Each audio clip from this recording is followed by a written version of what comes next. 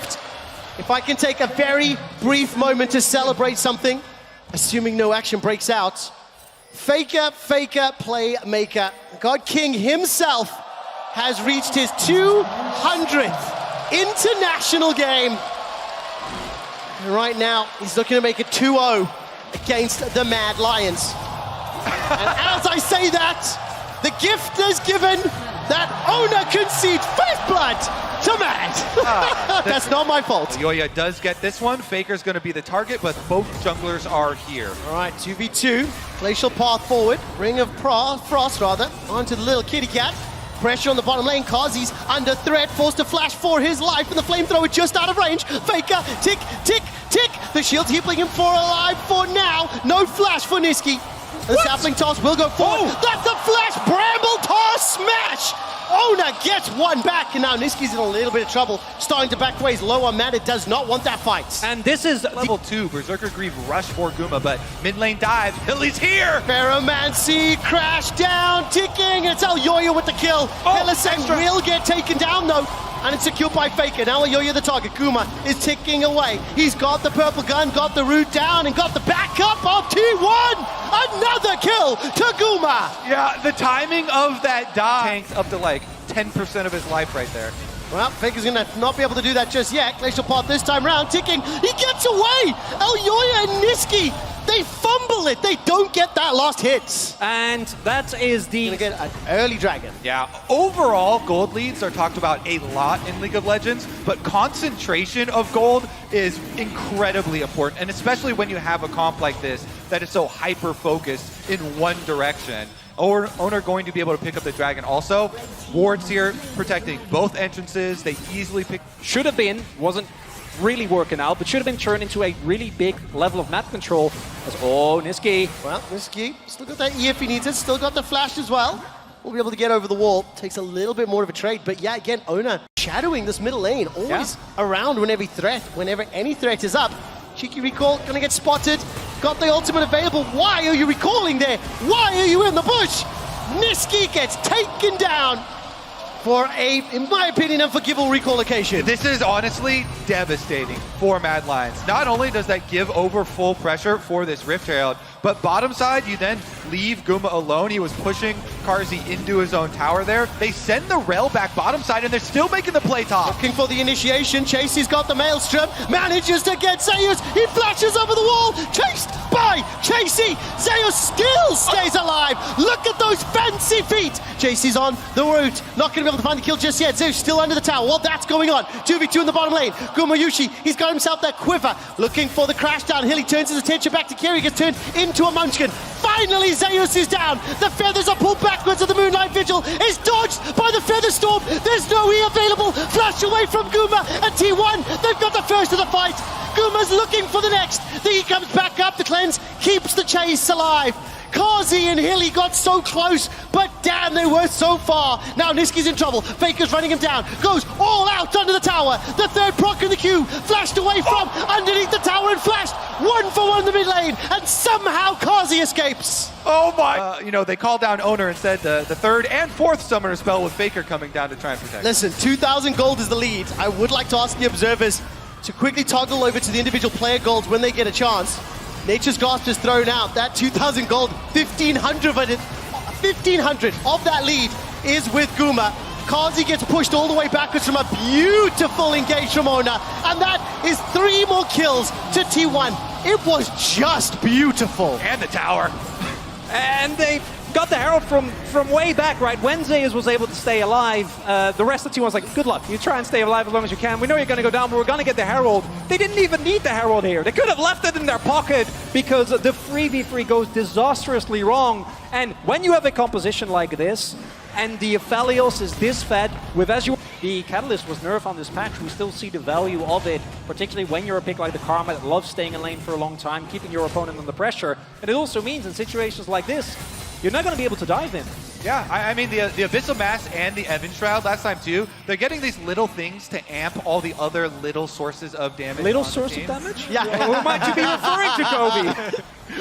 Kobe, let's talk a little bit about how Mad Lions do find their way back into this game. They've lost a tower, they're significantly behind. we already know it's going to be hard for them on the offensive. It's not easy. Exactly. Concentrated gold there, Kobe. Yeah. Visualized exquisitely.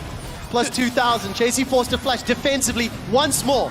A Kennen running away with flash is nothing you ever want to see. But Zeus is the target. Nature's Grasp is rattling across the Mad Lions. Zeus still stays alive. That shield from the E is huge. All out will send Kazi packing. The feathers come back, but nobody is dead from T1. Nobody goes down. They get 2 kills and the Mad Lions are routed once more. They threw everything onto Tank Karma.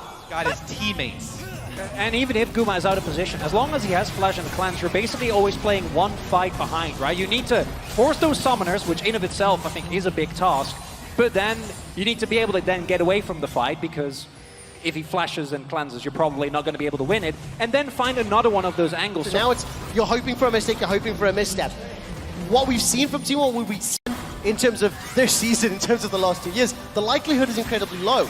So for Mad Lions now, calm themselves down. They have to try to find some sort of rhythm and momentum, because this is the team that's now potentially on the verge of match point, assuming they can't pull some miracle comeback. Yeah, and I think a lot of people, everybody who watched the previous game, Trevor, are in full agreement with you, because if the Mad Lions couldn't do it then, it's going to be a Okay, don't put pressure on me. Come on. Elyoya and Niski, backed up by Hilly.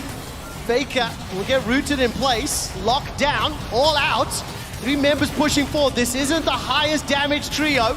Niski gets knocked backwards from the third queue. Kazi's the target of Guma. Remember, no feathers. Remember, no cleanser. May not matter. Kazi escapes with his life, but Faker does not. And under the tower, Guma takes a lot of damage while all that's going on. Now Chase is in trouble, forced to use that slicing maelstrom. He's rooted in place thanks to that top Karma, trying to get the shurikens, trying to get the stuns. Under pressure as the middle lane is still being pushed by Guma, by Carrier. Elyoya and Hilly arrive to the fray. Top lane continued to pressure as Mad Lions are looking at that inner top turret. While that's going on, the mid is still under pressure. This is cross-mapping all day long, Kobe. Yeah, Guma's going right through the front door while all this action is going on the side lane. They actually finish the mid tower and then finish Garzi. Oh, look at that damage! Guma and Carrier knock on the front door, take down the inhibitor as well. Recall's being channeled here as Niski will finally get back. The bottom inhibitor turret is now the next focus. Faker has been able to TP in after being taken down. That gold lead is growing even larger. Before 20 minutes, Dragon number 3, as you mentioned, T1 going to collect what is theirs. And yeah, Matt, I think you have to back off here. At this point, it's either a very deep teleport flank coming in from either Chasey or... They're deciding to go 1v3 kind of int and just take up 3 people's time, and T1 came away with an inhibitor kill. Hylissang is caught out. Magnet Storm is dropped and he's left to the Wolves, as it were. T1 get themselves an easy kill on the back of that Nature's Grasp. And now in a 5 versus 4, they peel back to Baron. Actually 5 versus 3, because Kazi's dealing with the supers. The Maokai ult, the most disappointing way to get caught. The slow death coming towards you. All right, Elyoya, he's got the hopes. T1 stole a Baron last time around. Can Elyoya replicate? 3,000 hit points. Going low, Niski's coming as well. Chasey's coming as well. 2,500. Sonic Wave connects. Hold your breath. Ladies, gentlemen, everybody else, Polymorph going to be enough to interrupt, and the Baron is just beautifully secured. Chasey is done thumper for any Maelstrom can be channeled. A teleport to the inner top lane turret, and Zeus is there leading the charge for T1. It is just exquisite control. Times T1 Baron setups scare the fans to death. This time around, really cleanly done. Keep it at a safe health total. The Carrier goes in with the heal, gets the polymorph. They burst it down. No steal option available. Yeah, I think the honorable thing from T1 there would be to give it. Yeah, that would want to be fair. Mad Lions flipped it for you. You'd give you a smite fight. It would have been it, because I will say, as a fan of both League of Legends and Mad Lions, that Baron did not give me that same level of, oh, this is scary, as the game 1 did, where, of course, Ono was able to jump in. But look, this Red Bull Baron power play already at plus 3k. They already had supers in the middle lane, that inhibitor will be spawning in a minute and a half. The top lane has just been taken out, and at 22 minutes, with Baron, this gigantic gold lead, We're 2 minutes away from them. Protect the President has worked beautifully. Gentlemen, whenever there is a draft run back, you have to decide which is the team that did the salty run back and who was just right. What team is salty? Kobe. Oh, here we go. We got Chase in the next Alyoya's been chased by Faker. Down the bottom lane, here comes Chasey from behind. Slicing Maelstrom can finally get some targets. Nature's Grasp will at least hold them in place. I don't think that Maelstrom's been enough. Zeus is low, but where is Guma? So far untouched, so far undamaged, so far unkillable. T1 put together 3-4 quick kills and ace Mad Lions inside their base within Baron buff. T1 dominate game 2. And T1 are 1 win away from a rematch with Gen G in the upper brackets. What a dominant performance as Mad Lions were crushed from that bottom lane. So in summary, T1 were right, Mad Lions were salty. Oh, with so the I run fell- back.